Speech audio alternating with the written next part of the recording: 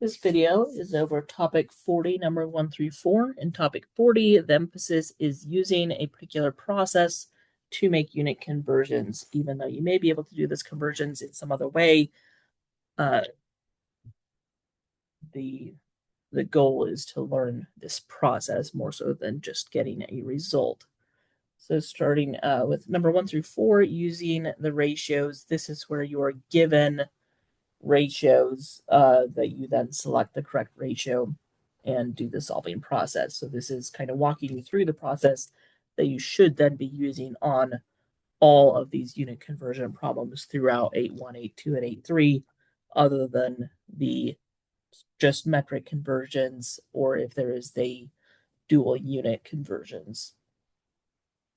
All right, so number 1, converting 317 inches to feet. So you start with the 317 inches, always writing units with everything. You can write it as a fraction over 1 if that helps you. You don't have to, but it can be helpful to keep track of things. What you want to have happen is if you have a unit on the top that you don't want to have anymore, you want that same unit on the bottom. So between the 1 foot over 12 inches and the 12 inches over 1 foot, we choose the 1 foot over 12 inches. The inch units then cancel. We are multiplying here by a fraction that is equal to 1 because the top and bottom of the fraction are known to be equal quantities, 1 foot and 12 inches. Then putting them into a fraction, that fraction is equal to 1. Multiplying by that fraction, multiplying by 1, does not change the quantity, does not change the measurement that we were talking about. It only changes the way that measurement is expressed. So what this tells me then, once my units cancel, I have the feet that I want to end with, is everything on top you multiply together, anything on bottom you divide by. So this tells me to take 317 divided by 12, and the result will be in feet.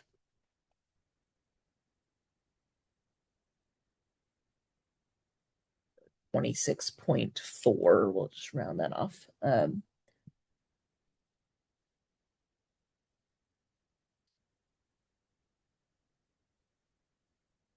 Then to convert 17 feet to inches, we start with the 17 feet, always writing units with everything, put it over 1 if you want.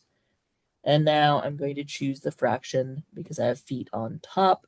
I want to have feet on the bottom, so I choose the fraction that has the foot on the bottom and the 12 inches on top. You can abbreviate units if you want. The foot and feet, singular plural, cancel each other just fine. And this tells me I have the 17 and the 12 on top. Those get multiplied.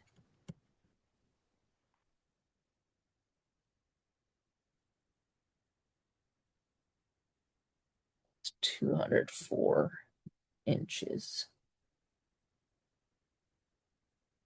And this can be done with multiple conversion factors. So number 3, we have a kangaroo jumps an average of 25 feet per bound. How many times will the kangaroo have to jump to cover a distance of 3 miles?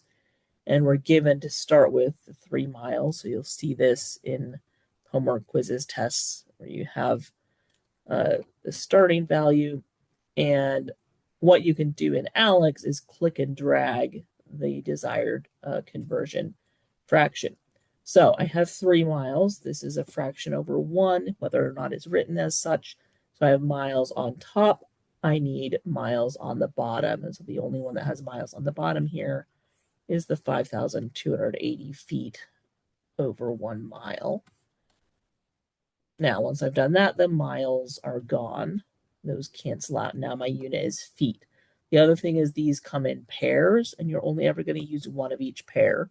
So the 5,280 feet over 1 mile versus 1 mile over 5,280 feet. I've used one of them. I am not going to use the other one. So now the only thing that has feet on the bottom is the 1 bound over 25 feet. And so now the feet cancel and the unit remaining is bounds. So the number of leaps that the kangaroo will make. This setup then tells me that I need to take the 3 times the 5,280 and divided by the 25 because the 25 is on the bottom.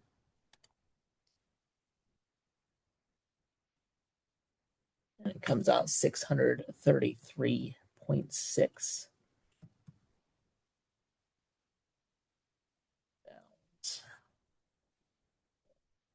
times, so the kangaroo has to jump. And then number 4, for a small wedding reception, Jan wants to make enough punch for each of the 30 guests to have 3 cups. How many gallons of punch is needed? So we're starting with the 30 guests, over 1 if you want to. I need something that has guests on the bottom because I'm starting with guests. I want to get rid of that. So that's this one. Drag and drop, 3 cups over 1 guest. Guest units cancel. Now I have cups. Also, I use 3 cups over 1 guest. So I'm not going to use 1 guest over 3 cups. So I need something with cups on the bottom. And now, since I've eliminated the 1 guest over 3 cups, the only one left is 1 pint over 2 cups.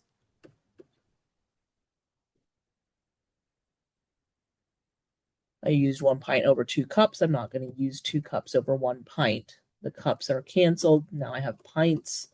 I need something with pints on the bottom, and that's going to be 1 quart over 2 pints.